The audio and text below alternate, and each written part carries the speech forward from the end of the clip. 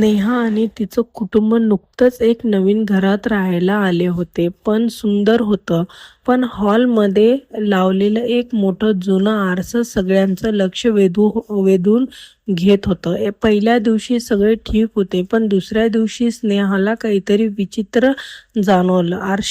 आरशाचा एक कोपरा जणू गायब झाला होता. तिने आईला विचारलं. आई म्हणाली, तुझा भ्रम असेल. पण तिसऱ्या दिवशी आरशाचा आणखी एक भाग नाहीसा झाला आणि आता सगळ्यांनाच भीती वाटू लागली. त्या रात्री स्नेहाचा भाऊ अचानक गायब झाला.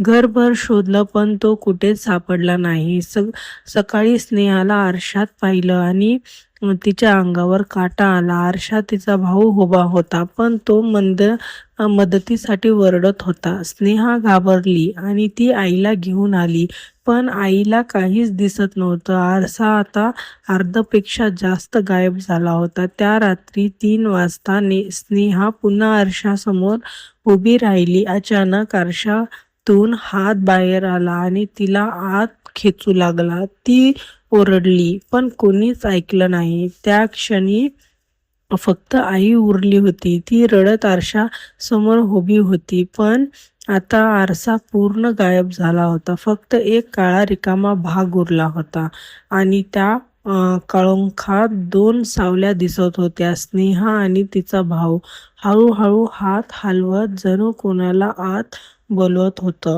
आशा करती हूँ कि आपको कहानी पसंद आई होगी। चैनल को लाइक एंड सब्सक्राइब ज़रूर करना। देखने के लिए धन्यवाद।